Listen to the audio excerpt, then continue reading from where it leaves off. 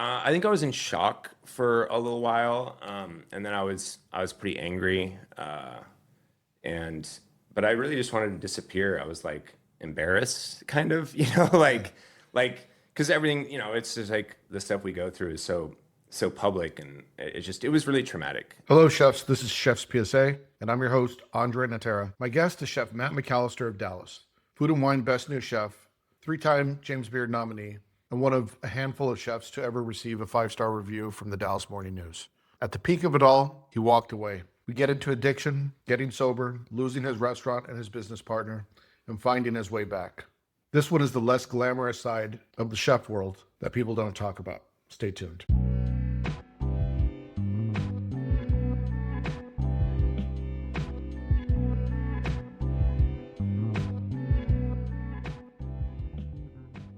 And learn how to make different soup dumplings and little folds and all the different stuff. And I mean, it's pretty neat. The guy that owns that place, or I guess, or did own it until we acquired it. He's got this dude. He has a pressure cooker that is 5 feet tall, and he brought it from Taiwan, and that's what he makes the soup dumpling stock with. And he like fills it with pork skins and then just like pressure cooks them and turns out these essentially fills up like 300 pans, which is this gelatin stock concentrate. And then that's what they dice and they fold into the dumpling broth. Wild. It's Yeah. pretty sweet. Yeah. What happened with Homewood? So yeah, well, Homewood, when it closed, I think that was kind of the writing on the wall for that was probably started about a couple years before that. And I mean, in all reality, I think even when we opened Homewood, we were already maybe starting out at a deficit. So my business partner, really great guy, Michael Burnett, who's no longer with us. We kind of got into this idea of opening this new concept while FT was still in existence. He used to be a regular at FT, and so we started chatting about it, and eventually it kind of got to where it was a really serious conversation. Sometimes you start these passing conversations with somebody about, hey, we should do a restaurant, and it's like, Yeah. you can chat about it for like an hour, or you can chat about it for a couple of days. Nothing will ever happen. Right. And then, but then it really started kind of getting, more serious. And we started talking about, formulating maybe even a partnership agreement and all that kind of stuff. And so we kind of came up with a plan. And, in my experience with running FT, and I had already attempted to open another restaurant in addition to FT before when I did Filament, and that didn't really pan out very well. I'm kind of the opinion that I'm not necessarily the best multi-operator, and maybe it's I've learned a lot actually since then to where I am now that I probably think I could attempt it better, but I'm kind of just one of those people when I'm really all in on something, I'm really just all in on that thing, and so I'm really just into like that one restaurant, all the things that take place, and sometimes I'll find anything outside of it just takes me out of me using my all my power and my head towards that, focusing on my energy on making that one thing as good as it can be, and so in that thought process, I kind of knew that the Headington people were kind of starting to buy the Design District properties where FT was, and so I kind of set up a meeting with a buddy of mine and was able to kind of just walk out of my lease. I only had about a year and a half left on the FT lease, and so I was able to kind of just walk out of it without having to just deal with anything, right? Which was kind of nice, and because that way I could focus just on Homewood and we could work on that. Were you putting FT, and when I say FT, the idea of that chef and that food, were you kind of like that chapter's closing? Or Very much so, I think. I think I had reached the limits in which like that creative endeavor was going to take me. First of all, it was my first restaurant, right? So, those are always special. Like the opening was very traumatic, and all the bad things happen. Micro system fails. You're like rewrite the menu overnight, and it just all the fun mistakes that can happen.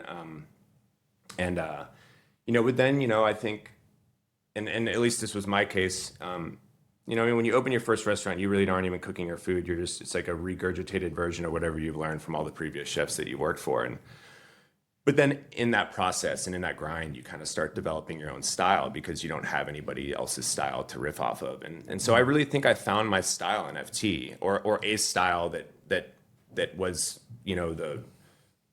that era of my cooking. And then in that, I kind of went through that exploration where I decided to like not allow Maggie to use chocolate or like vanilla. I went through that crazy phase where everything had to be, and that was really cool and so challenging. I mean, when we're telling like guests that they can't have a line with their Pellegrino, but we have like a wild Mustang grape Verjus that we made from unripe grapes that we pressed. That's like very acidic, and it was. We had our issues set out for us, but it was really fun, and it was a cool learning experience going through all that. I forgot about the no chocolate, no vanilla thing.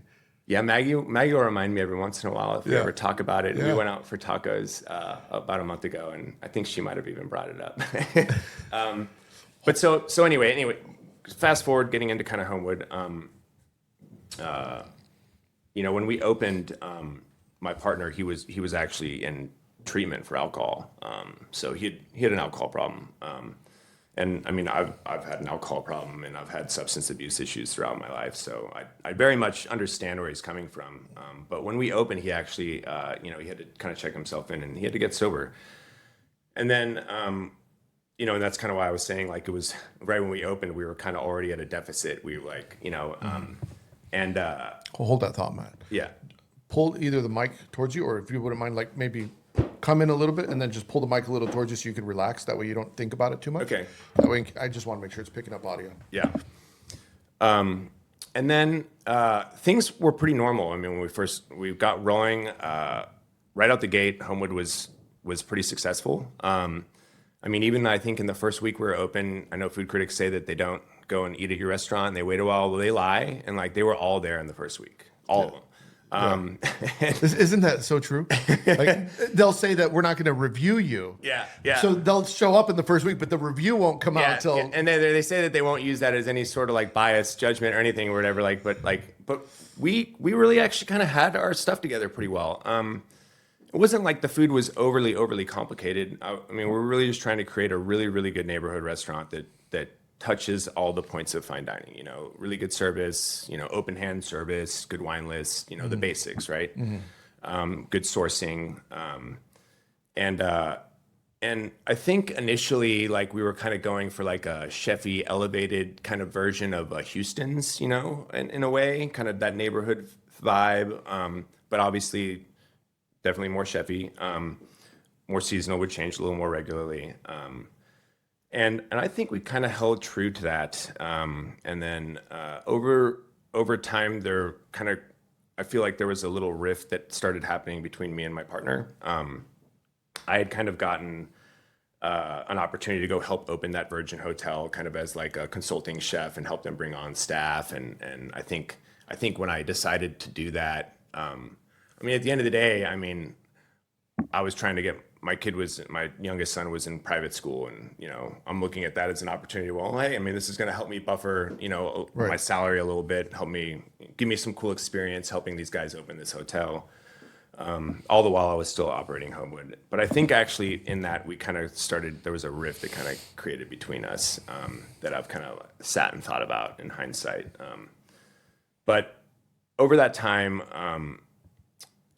he kind of was in and out of a couple more treatment centers. And during COVID, he just kind of became pretty aloof and kind of went to California. And we were just kind of left to operate the restaurant on our own, me and Maggie and Carrie. And we didn't really get a lot of financial information.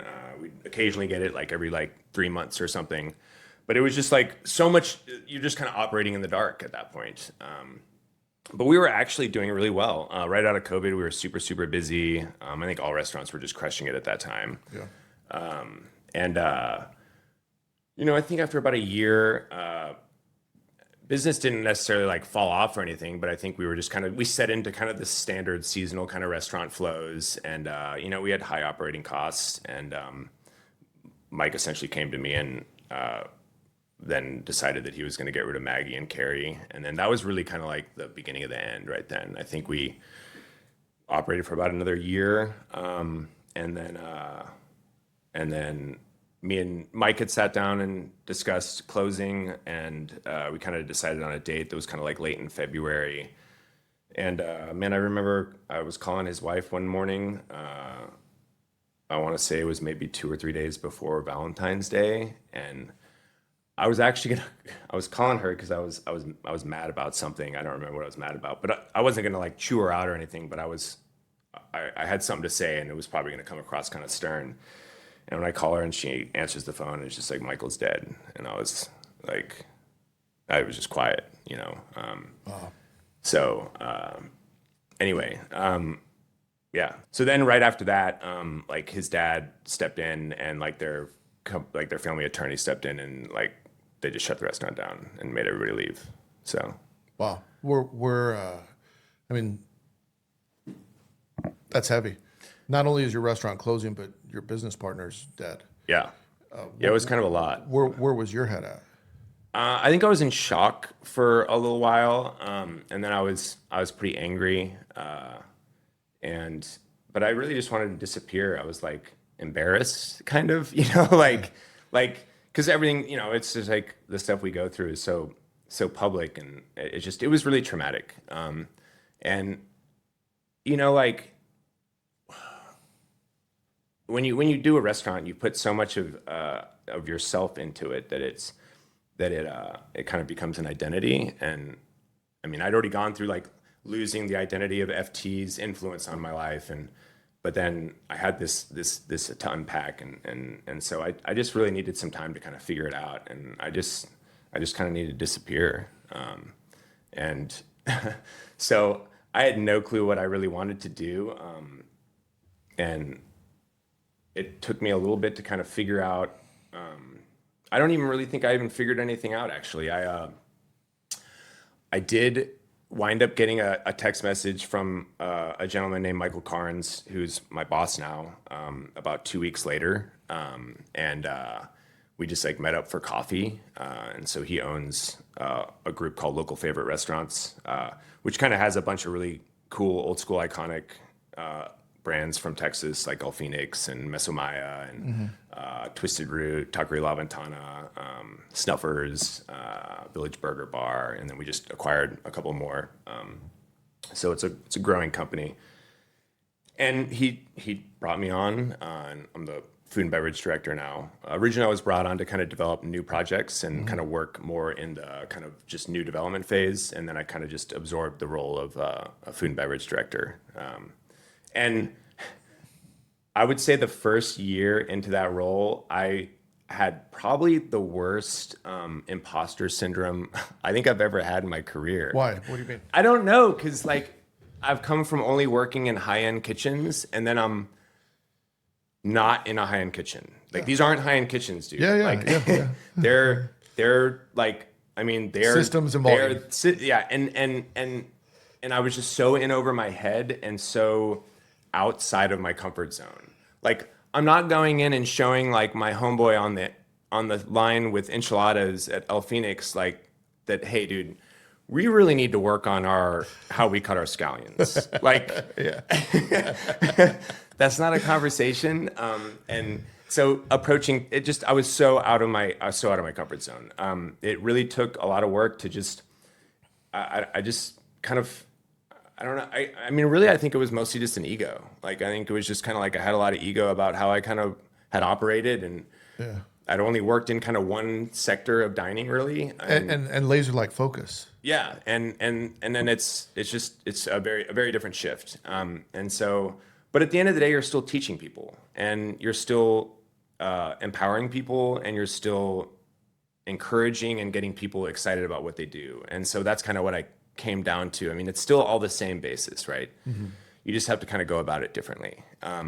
You aren't like going in and showing them like these cool techniques. You're more just kind of getting them excited about like putting good systems in place, making sure they have the right tools for the right job. I mean, really basic stuff, like the basics that we have always known really well, that we seem to provide really well in fine dining, don't always happen in kind of like the more casual dining concepts.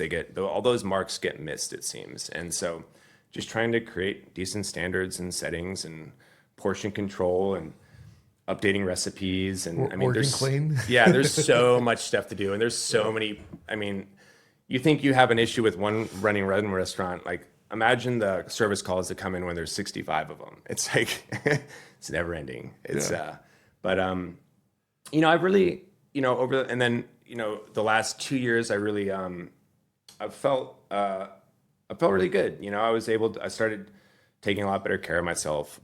You know, and I've always been like in relatively somewhat decent shape, but I still never really you know, took the time to exercise on a regular basis and eat healthy. And I mean, it's hard when you know, running restaurants. It's being regimented to eat healthy doesn't really happen. We're kind of like the last people to take care of ourselves. We'll take care of everybody around us, all the diners, all the employees, and then we're the last ones to usually take care of ourselves. Which, I mean, in some respects, is I think a good mark of a good leader in a way. You know, from just like a leadership perspective, I've always been into reading like leadership books and stuff like that, and like Leaders Eat Last and like all that kind of stuff. And so, I think there's definitely something to take from that, but you also need to make sure that you eat. You know what I mean? Right. and that's the key. So, yeah, I mean, that's kind of where. Was going back to FT, was there a lot of pressure when you first opened up FT? And I remember, you know, it was a in my opinion, again, it's obviously because I was involved in it, but this is like the greatest dining time in Dallas for me. When you're opening up, when you're opening up FT 33, and you know I'm doing my thing, and you know Bruno's at the mansion. I felt like there was a lot of competition, silent competition amongst chefs in a positive way. Like we all liked each other, but at the same time, it's like I want to make sure I'm on the same list. I better get invited to the same party, right? Yeah. And I better be. I want people to argue. I want the cooks to argue who's better, right? But when you opened up FT 33, I think one of the things that in Dallas at that time. So when did you open? 2013. Yeah, like 2012, right before 13. Yeah, I remember I went, and it was the first restaurant that I've ever been in Dallas. I walk in, it's like Method Man's playing. It's like that was the first thing I noticed. It's like, whoa, he's fucking playing Method Man, and the food was coming out. It was interesting. I remember you did a maitake mushroom dish. I remember it was with smoked potatoes and like the spiced Kewpie mayo. Yeah, it was like one of my favorite dishes at the time, and you were doing things that I think were just. At that time in Dallas, were light years ahead of everyone else, which also raised everyone else's game.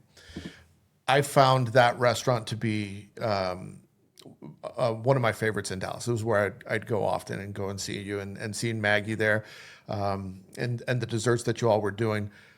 And so the reason I'm bringing all this up was that a lot of pressure? Because I don't know how old you were at that time, but you're opening up your first restaurant and you're on top of the world. The moment you became sous chef, the rules changed. You can't drink with the crew anymore. You can't look the other way anymore. You can't be liked and respected at the same time. Caesar's not above the law, and neither are you. The Sous Chef Blueprint, the manual that nobody handed you when you got promoted. Get it at chefspsa.com. Yeah, that was. And I didn't deal with the pressure in a healthy way, I don't think. But you know, again, life lessons that you get to learn.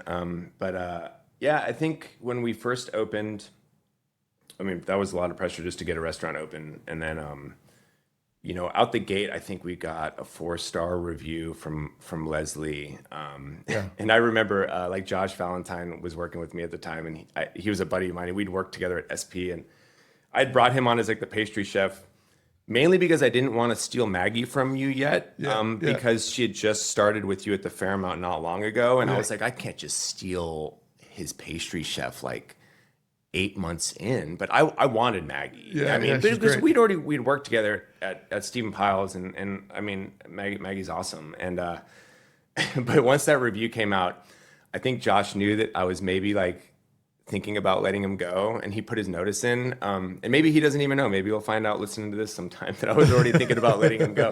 And I love you, Josh, if you hear this. And then I actually I got rid of my general manager, and then I hired Jeff Gregory and Maggie, and then that was a dream team. And so then we really accelerated. We and then the following year we got a 5-star review. We rolled out a tasting menu. Then it was like Food and Wine Best New Chef, James Beard nominations multiple times at like consecutive years. and then, but all in that while, I had just separated from my ex-wife. I mean, my personal life wasn't in the best place. And so I think I had a lot of inner turmoil that wasn't necessarily very public. Plus the pressures of success. Plus all the pressures of success. And then, I have a history of substance abuse that I've talked about that, were mostly centered around hard drugs, but substance abuse is substance abuse. So like, I think if somebody finds some sort of relief from something like that in the past, it can be easy to kind of go back to something. And our industry is pretty prevalent with alcohol. And so I started. All your vices are usually within arm's reach. Yeah. And so. Or someone on your team could get it. I had started I'd already been drinking, but I'd been controlling it I guess, as good as I thought I would or whatever. But it just slowly, eventually was just getting more and more and out of hand. And it really came to a head around like 2016. I mean, at that point I was drinking like every day. I would drink in the morning, like the classic alcoholism, like have a drink in the morning to kind of like chill out the shakes kind of situation. And then some really awesome people had an intervention with me.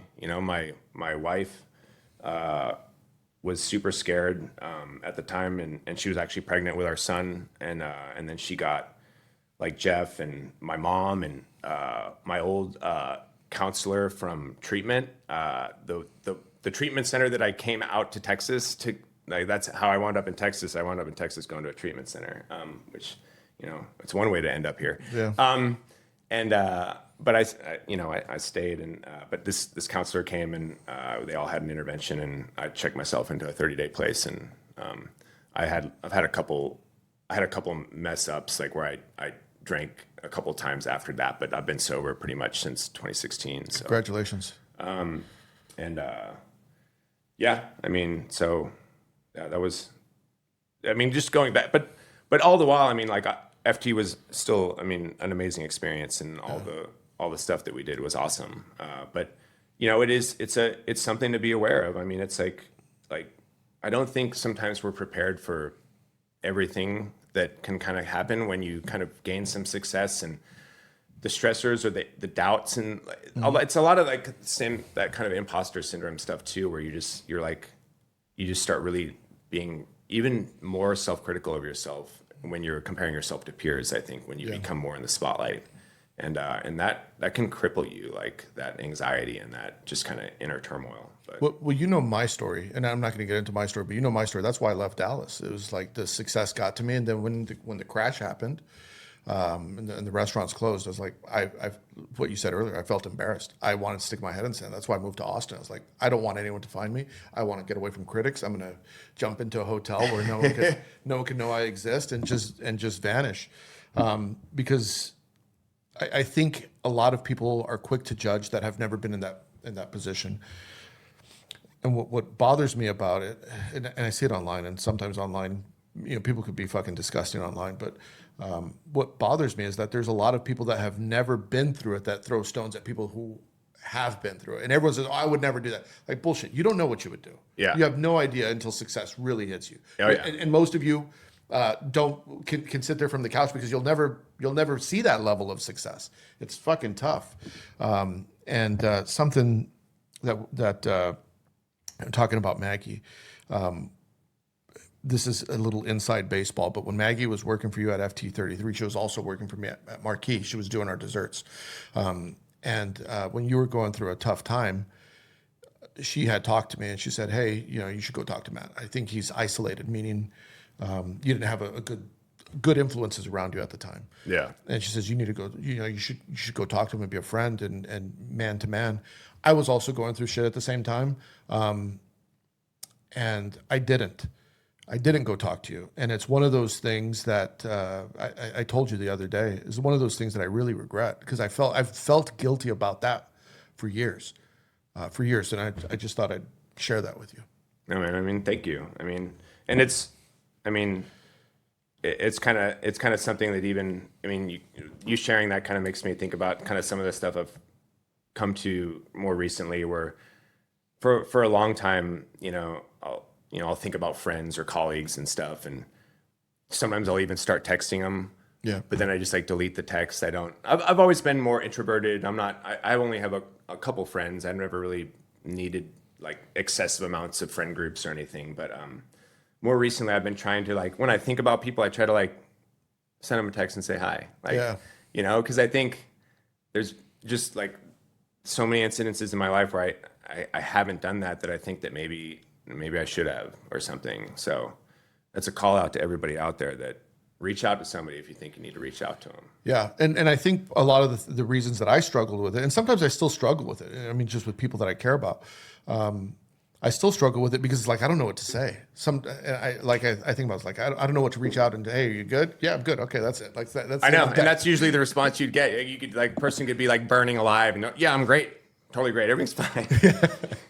It's like, yeah, and that's totally but I mean, we're all people, man, and we're all just trying to like figure our way out through this world, and life's hard. I mean, it's like just dealing with regular life is hard. It's like I think that like and when we were talking the other day, I was like, I just think that we live in a world where like we lack a lot of compassion, I think, and I think that if people would take a second instead of being as reactive to things happening out there and maybe just try to internalize it and think of like how this shows up in your life, I think that, people would maybe be a little more less apt to attack people. But yeah, and it bothers me. It's something that does bother me a lot, actually, because I see so many chefs that sit on their high horse and try and tear down other chefs.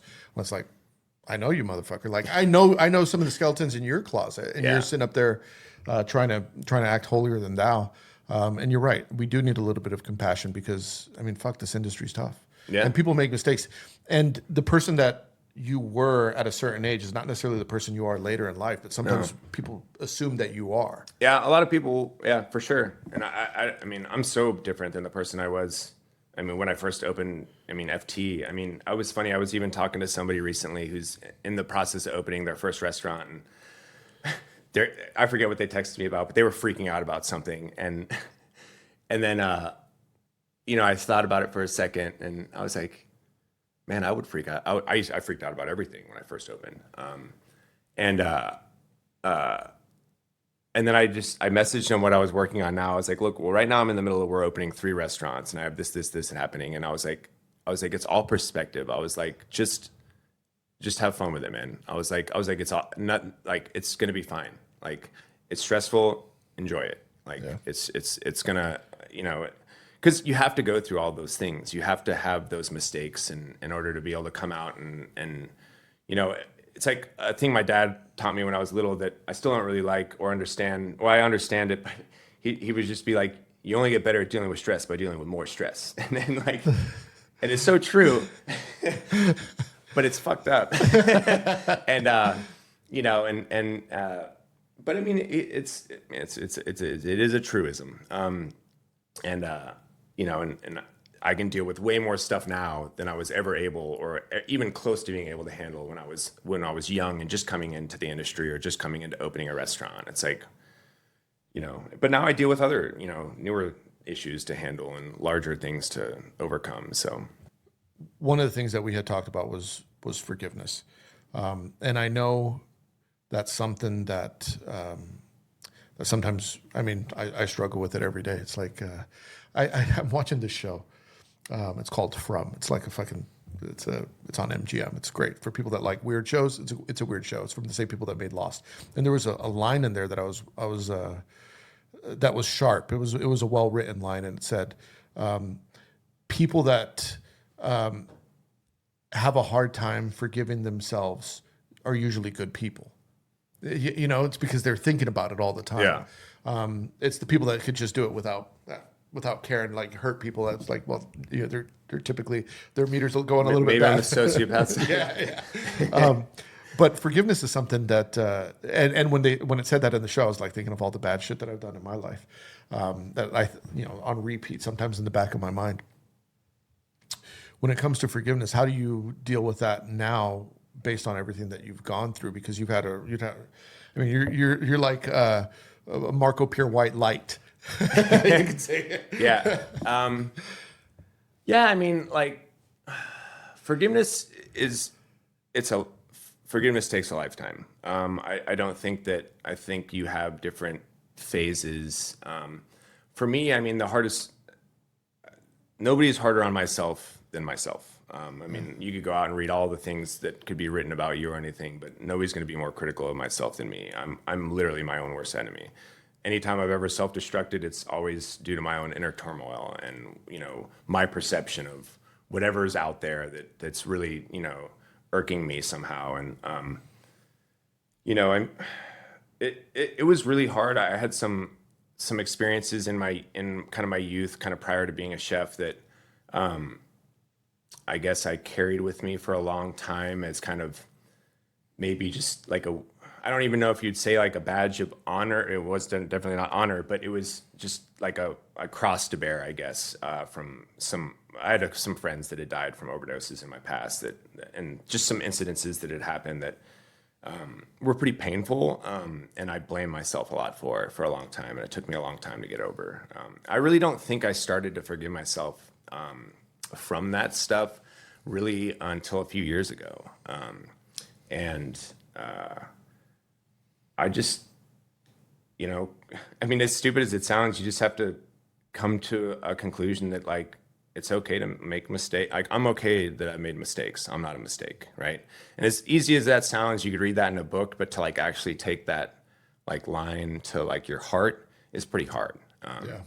And so it took a long time for me to kind of get to a point where I was like, okay, and I still have a hard time with it, but I think every day I just try to be a better person, and I try to be an example for people around me, and show up with like good energy, and bring my best, and whatever it is, like whatever that is that day. Sometimes my best sucks, but I would say most of the time I can bring a high level of intensity to something, and so in that, it's just like forgiveness for me is just like an ongoing process. It's I think I've made a lot of growth interpersonally with just working through issues, and I mean, man, I was in counseling for a good chunk of my life. I haven't seen a counselor in a while, but therapy is really good. I think meditation is really important. Do you meditate daily now? I don't. You could say I don't. I don't have an existing practice where I like sit up and I do like a practiced meditation. I actually take my son to this Buddhist center on Sundays, and we do a meditation in downtown Dallas. I take him mostly just to teach him stuff, but I do more kind of like walking meditations. So like in mindfulness practice, it's called like kin hin, which is like just, you don't have to sit necessarily traditionally in like, the Lotus, formal meditation setup. I think being aware of the moment and where you're at, and just trying to calm your mind, I find to be helpful. And so I find that helps. Like I go for like a 2-mile loop near my house, and I'll just kind of sit with my thoughts and try to stay in the moment. And that works really good for me. 30 years in the kitchen, 7 books, 200 podcast episodes, all distilled into a 5-minute daily leadership practice. It's called Lead Like a Chef. Most people who get promoted quit the industry within 2 years, not because they can't cook, but because no one taught them how to lead. I built an app that does. Lead Like a Chef. Take the free 2-minute quiz that tells you exactly where you stand. Go to studio.com/Andre. Link is in the show notes. Yeah, that's good. I advise people, like, I like to meditate, and I've been doing it for years. And I would say it's probably the one thing that, I'm not like traveling to the astral plane or anything like that. But it allows me to like look at a situation and like not necessarily react or overreact all the time, and just like, okay, we're gonna get through this, right? Yeah, you can just sit with it, or whatever you need to. I think that's important. Physical exercise has also been really important. I mean, I'm actually probably I turned 45 in a few weeks, like in the end of June, or I will turn 45, and I'm probably in. I mean, I've been in good shape sometimes, but I'm in some of the better shape that I've ever been in. Yeah. And what are you doing? I really just do mainly just traditional strength training, like 4 days. I do right now I'm doing 4 days, kind of 2 full bodies, and then 2 days that are like one's upper focus and one's lower. And I go for one of my days, I'll go to hit, like I'll squat, deadlift, and pretty heavy. Like, I mean, I'll get to about an 80 to 90% max. And then the other day is a little like lighter in volume, and I'll just alternate those with upper and lower body. Do you have like a supplement routine too to help you with all that? I mean, I take like omega-3s and vitamin D, K2. I take like your standard men's over 40 multivitamin. And I think that's about it. I take vitamin D3K2 also, and it's funny that you say that because I'm dealing with it this week because I ran out and I haven't like refilled. And I take a pretty high dose, and I feel it. Like I notice like, boom, stop taking it. Yeah. And like 3 days later, it's like what feels off, and I notice it like a week. It's like, oh shit, yeah, that's probably what it is. Yeah. Yeah. No, I mean, just trying to just take care of myself. I mean, there was many years where I didn't do all that, so just trying to get some of that back. I want to get into your career and where you started and kind of what your origin story was a little bit, because you started at with Steven, right? Yeah. And again, for people that don't know, this is like a little bit of Dallas history. When he had Stephen Pyle's restaurant on Ackerd, Yeah. you guys did the counter service there, and he kind of let you run with it, right? Fuego. Fuego, that's Yeah. what it was. I was like, what was it called? It was Fuego. That was fun. How did that whole thing come out? Because correct me if I'm wrong, but didn't it start with a trip to El Bulli or something? No, well, we had been to Madrid Fusion, which was like the big, like, I don't even know if they still do that anymore. I don't know. I haven't heard that word in a long time. So It was one of the big kind of international culinary, spectacles, kind of like the Star Chefs conference they would put on in New York, or in the mid 2000s, which those were amazing too, by the way. I went to one of the ones I went to at the Star Chefs, like Daniel Hume was demoing making a sous vide hollandaise. And that was like, I think the first time people had really seen that, and it was mind blowing. Yeah. I was like, you mean you can clarify butter and put it in a bag and then put egg yolk, and then you blend it? you just cook it, and you can just shake it up, and it was like next level mind blowing. But I think we might have gone to Madrid Fusion, and I had gone out and staged at Minibar, and we were obviously in that was in kind of like that fun, crazy molecular phase of our culinary industry. And so we kind of tried to incorporate and weave a little bit of that into what we were doing, because we were also in the middle of opening or working on Samar too, or that was being concepted at that time. Remember, we opened Samar. It was a few blocks down the road, and it was so complicated. It was 3 totally different menus. One was Turkish, one was Indian, and one was Spanish. That's right. And we literally had like these 2 Turkish chefs and an Indian chef. And then we had, I'm drawing a blank on his name, super talented guy, John, I forget his last name, Chef John. He went on to, he worked with Steven. And I think he did Stampede. I think it was the chef at Stampede 66 when it opened too. But I mean, like the Turkish guys hated the Indian guys. And I mean, and then I go over, I'm trying to just get recipes. And he's just like, it's 3 spoons. I'm like, okay, 3 tablespoons. He's like, no, 3 spoons. And they're just like, just a regular spoon. And I'm like, that's not how we do recipes, my friend. And I need to dial you guys in a little bit. And so I think we'd been diving into a lot of the Spanish cuisine. And so the Fuego thing kind of came about. And so we were doing, we were doing everything from like a cool Spanish tortilla with seared foie on it to I think I did like a carbonated mojito, where you take the sphere and put it in the thing and carbonate it with the CO2 charge back in the day. And there was some fun stuff. You know who doesn't get enough credit is Anthony Babacci. Oh, Babachi was the man. He was the fucking man back then. Yeah. He was fucking making bubbles out of everything. Oh yeah. I remember I went and met him once. And he met me down, we just sat out on a park bench outside of was it the Adolphus? Was that, or not the Adolphus? No, he was at the Anatole. The Anatole. Yeah.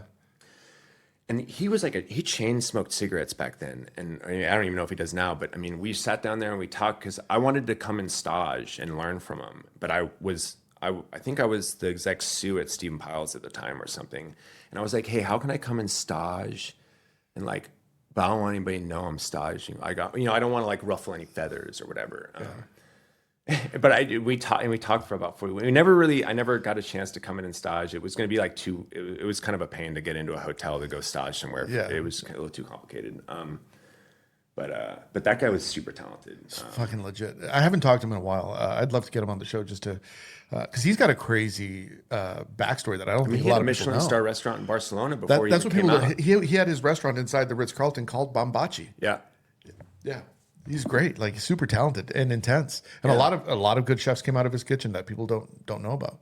I mean, Justin Holt, Misty, they were all. I mean, she Nick came to Giannis. work for me at FT from there. Yeah, yeah, super talented. He was definitely like the first one in Dallas doing that. And I have to admit, like I ate it at Nana a lot of times. Like, fuck, how do you do that? Like just trying to reverse engineer it.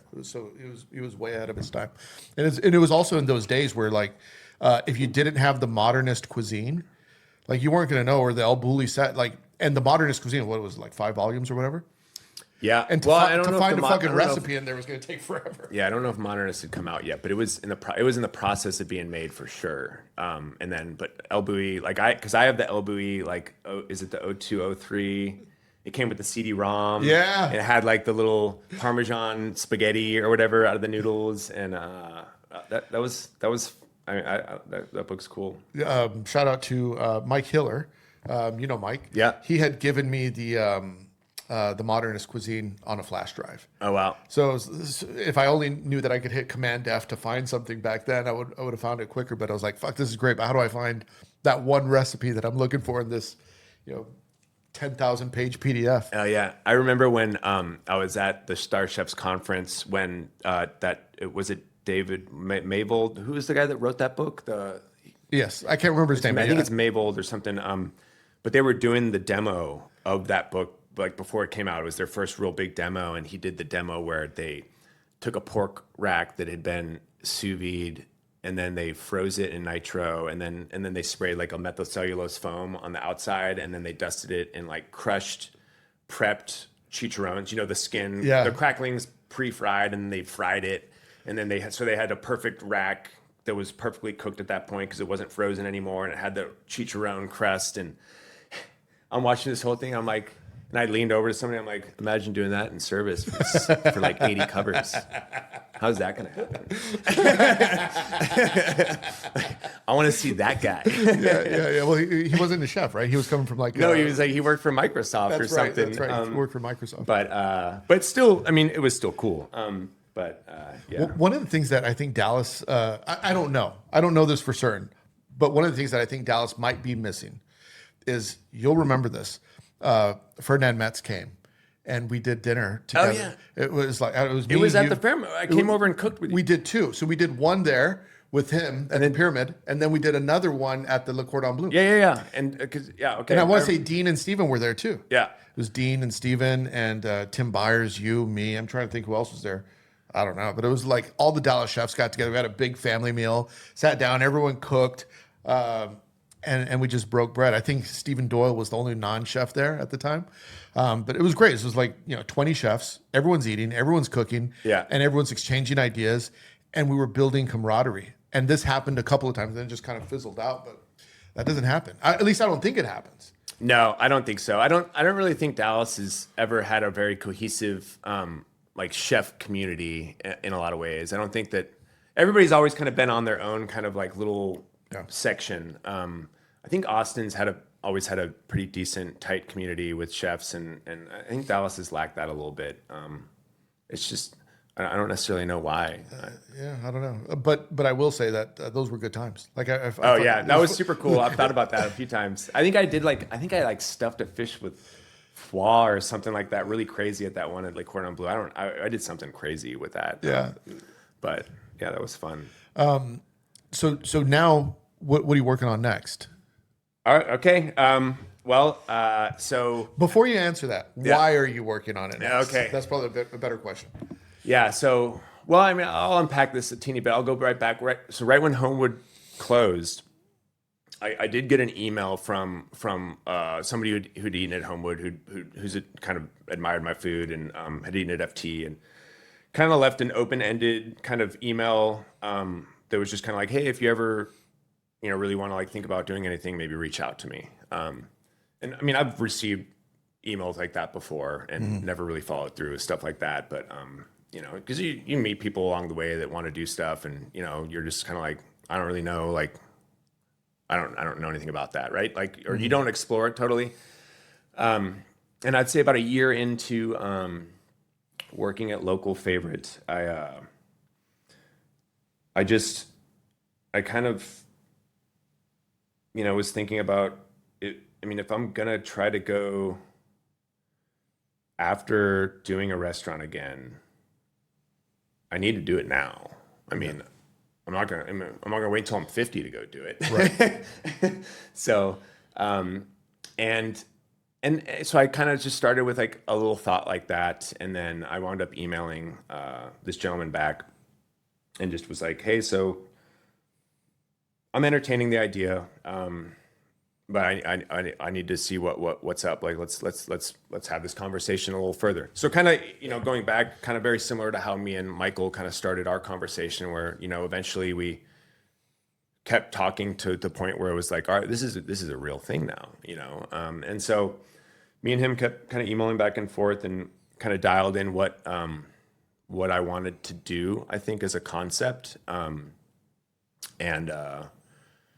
that's what we're working on right now. So I am currently working on a small 24 seat. It'll be a kind of short format tasting menu. I'm not trying to do like a long 9 or 10 course. It's 4 courses. By the way, I think that's smart because I don't know if the attention span today is there for 20 courses. Yeah. Well, and it's kind of funny how when we first started talking and you kind of talked about like the heyday of Dallas dining. Well, like I loved how you'd come into Steven and we mainly did 3 courses, but you'd get a musee and like you'd get like an intermezzo, or there was this complete progression that would take place, right? You'd get Minier D's at the end of service, but it was really just a regular 3-course like high-end restaurant. And so I kind of want to add one more course because I like to make pasta. So there'll be a pasta course kind of in between the first and the main entree. But I love that kind of progression of arriving, and you kind of arrive, and we haven't fully centered on exactly how we want to do it. But that's the idea. It's roughly a 4-course kind of short format tasting. We most likely will actually have choices with each course, so you'll kind of like be able to pick. Maybe you could go kind of a more protein driven route, or maybe vegetable seafood driven route. We just kind of need to feel, I really need to get into this space once we get open, or once we get into the space completely and I can kind of feel it. It'll kind of start talking to me about how we want to take the menu totally. I always find once you get into that set and setting, it kind of helps further develop like your decisions. Do you have a location already? Yeah. So it's going to be in Fair Park. It's pretty cool. It's this really teeny 2,000 square foot like shotgun of a space, and then but you'll enter. We have our own parking lot that you'll enter, and then we've taken this garage and turned it into a courtyard garden. Yeah. And so you kind of enter through this garden, and then the entrance to the restaurant is in through the garden. And then you kind of, it's just a really small, intimate, kind of like you're just coming over to somebody's house for dinner. Counter service? There's a counter and a banquette. So there's a counter that kind of sits around the kitchen, U-shape, and then there's a banquette that seats about 10 people. So there's a 14-seat counter and then a 10-seat banquette. Where you, and I know you said that you want to see the space to start putting, the menu together, but what's exciting you right now in food? I mean, there's a lot. I mean, just in Dallas in general, the food scene's pretty exciting right now. There's a lot of cool restaurants that have been opening, some cool kind of younger chef-driven concepts.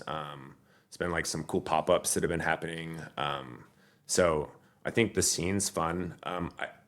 It's Sourcing's gotten a little harder though, actually. Like a lot of the pig farmers that I used to work with aren't in business anymore. So I'm spending this summer actually doing a lot of like nose to the ground sourcing. I'm going to go out to there's a muscadine grape farm in East Texas, and then there's a wine grape farm that I've actually already contacted. Like we're going to go out in July and pick a bunch of unripe grapes so we can press and bottle our own Verjus. So we can have like, I want to at least have like 2 cases of Verjus bottled and processed and see how far that gets us through the year. So we can use it for like, you know, just different things. Like I don't always like, I mean, I love citrus, but I also like to, you know, use different forms of acidity for different forms of seasoning. We can use it in cocktail program. We can use it in whatever. So, yeah, I mean, there's lots of stuff with food that's kind of exciting me, but I really just try to stay in the moment. Like right now, like I have a whole bunch of green coriander berries in my backyard that I need to process. Yeah. And so like, that's like my next thing. And then last week was like kind of like the juniper, or is it Western ash juniper? The juniper that grows wild mostly through Texas. Yeah. The berries are starting to kind of get really nice right now. And so I do something similar to what's that thing called where they take the pine cones in Italy and they bury them in sugar and they make a syrup. It's kind of it starts with an M, I think. But I do something similar with these juniper berries where I just I'll weigh them. And it's like a tonic that they drink for health. The Well, liquid. they'll use that to like, they take that syrup and you can like put it into anything really. Yeah. So and it flavors with like, it has a really heavy kind of pine flavor profile. Yeah. And so I want to be able to use it in like a cocktail or use it as an infusion or even use it to top off a ferment or something. You know what I mean? Just to add some flavors. So I've been kind of playing around with making these kind of like syrup infusions. I made at my house. I have a spruce tip syrup because I have so many spruce tips in my freezer that I don't know what I'm going to do with. Yeah. But I made some syrup so like whenever I get a little, I just take a shot of it. That's what they say. I Yeah. saw that the Nordic people do that. So like, fuck it, I'll do that. Yeah, too. I don't know if it works, but Yeah, I mean, so the cool thing about sugar, and it even goes into like farming, like I think Korean natural farming, the way that they make a lot of their extracts is they take like plant matter and they take that with molasses or sugar, and then that extracts all of the nutrients out of it. And then they actually take that and dilute it and they water their gardens with it. And so drinking it, I'm assuming, is kind of the same premise. You know, you're getting all those nutrients that are getting that pulled. makes sense. I mean, no, we're looking at hopefully opening in like mid fall, late October. This year. Yeah. Oh shit! And you need to hire a team. Where can people find you? Oh yeah. I mean, you can find me on Instagram. It's just Matthew T. McCallister, and that's really the only place you can really find me. I kind of 86'd all my other socials. Yeah. Really quick before we wrap up, what's the restaurant going to be called? River Sing. What's the name? So the song, it comes from a line out of a Grateful Dead song, but it really ties back to, as a kid, I grew up, I used to go up and fly fish all through the mountains in northern Arizona, and nature is a really big source for inspiration for me, and also just a source for like peace and quiet, you know, like a place where I can go and really collect myself. And so it's named after that, like listening to the river sing, you know. So I want to ask you my wrap up questions, but what's River Sing going to have? Is it going to have blue tape or green tape in the kitchen? it'll be green tape because, and I've used both. Green tape's easier to read, you that's know, what I and like that's literally my only real big difference between the two. Yeah. Blue tape from a long distance, you're just like, I don't know what it says. So. Yeah. Fuck it. It blends in, right? Unless you're using a fucking white Sharpie. What's going to be your all-purpose workhorse salt in your new restaurant? Diamond crystal. Diamond crystal. Yeah. Yeah. Yeah. It's who was it? It was Fermin. You ate at Este last night. Fermin was saying he's a Morton's guy. It's like I don't know a lot of Morton's people. Kevin's a Morton's guy. Yeah, I actually like. I just think that I think that the diamond's a little finer. I feel like it just seasons a little smoother than Morton's. I actually contacted Morton's because you realize that their mine's actually in Sulphur Springs in Texas. Yeah. And it's the largest, I think it's the second largest salt mine in all of the US. But what's funny is they like export it all to Chicago and then they bring it back down to like process. Yeah. I was like, why don't you guys just process it here? So What do you use for a plate wipe? And the reason I'm asking this is because I remember at FT, you had a spray bottle. Vodka. You're using vodka and then wiping. Is that what you still do? Yeah. Same thing. You spray know, bottle? we got audited from TABC and they wanted me to pay back taxes on all that vodka that we sprayed plates with at one point. I had to fight them for a year. Really? Yeah. And they came in just to watch me spray the plates with vodka. What? Yeah, they came in and What were audited they us. expecting you to do? I don't know. They didn't believe that we were buying this cheap vodka. I'm like, look at all the other alcohol that we buy, and then we just buy this like triple charcoal filtered vodka to serve to people. Like I was like, no, we like literally buy that stuff to clean plates. And yeah, it was crazy. That's wild. Yeah, well, that was a whole, yeah, that was intense. TABC is intense, man. They came in and they kind of thought we owed them all this money in taxes, and then we argued it over the course of about 6 months, and it actually came back that they owed us money in taxes, like a little bit, Good. Fuck them. but they never paid that. Yeah, they don't pay back taxes. But it's just because of the way how we did tasting menus and our pours were different, and they just their system's really antiquated, and it's messed up.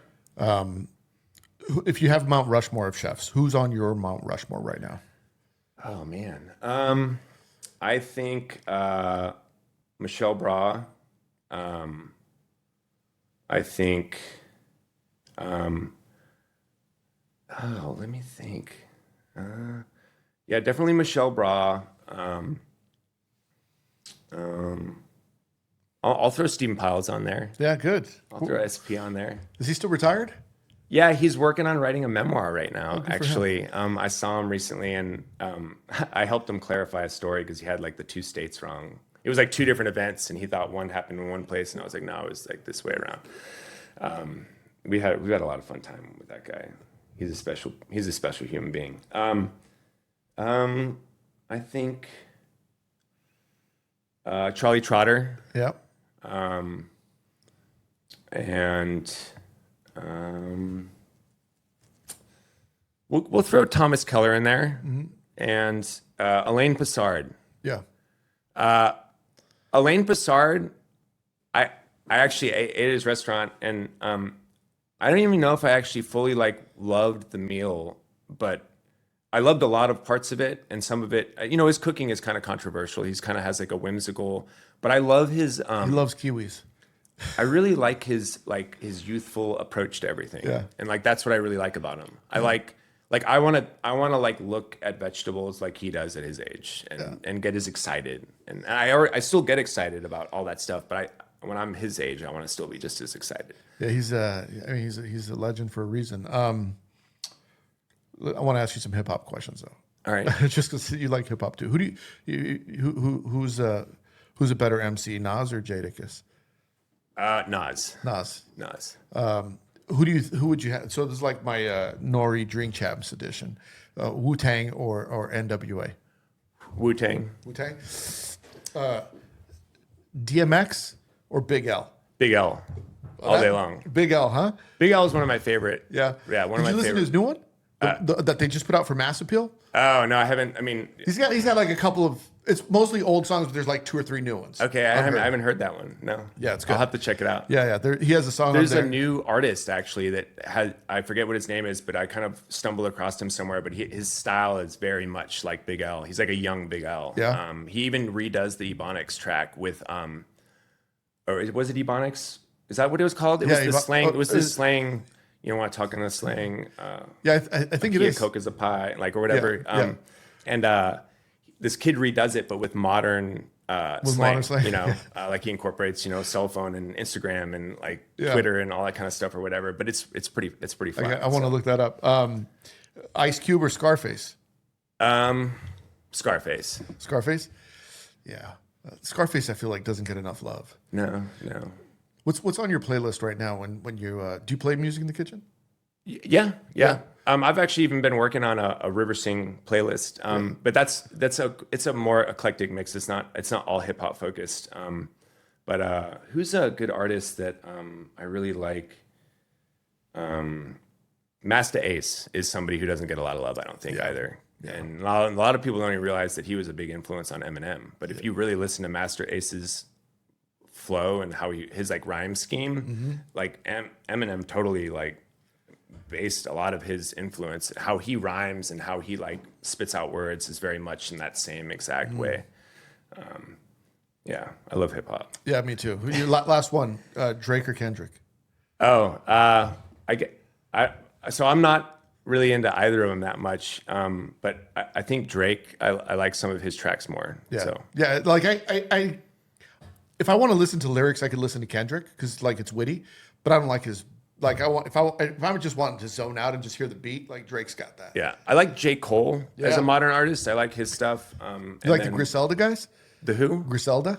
No, I don't think I've heard of them. I like Or it. like So Earl Sweatshirt. West Side Gun, Benny the Butcher, I think. Okay, I know, I've heard. Benny Yeah, Butcher. they're good. I like them. Yeah. Anyway, Chef, thank you for coming on. This was good. It was good to catch up. It was good to see you. Thank you. It's really good to see you, man. It's been a long time. Yeah. I should have asked who would win in a fight. You or RJ. Oh wow. We're gonna instigate that right now. For people that don't know, RJ's in the studio right now too. All right, brother. Thank you. All right. Thank you very much, man. All right, that's the show. If you liked it, make sure you leave 5 stars. Nothing less than 5 stars. If you want more Chef's PSA, go to chefspsa.com. Get yourself some books, get yourself some merch, including Culinary Leadership Fundamentals and the Line Cook Survival Manual. If you want early access to episodes, you can get them on Spotify and Substack by becoming a paid member. The link is in the notes. We'll see you next week. Hit the porno music. No spawn Drake in the kitchen, mixing, dropping chef knowledge, no fiction, stirring up the beats, heating up the session. Listen close, class is in session.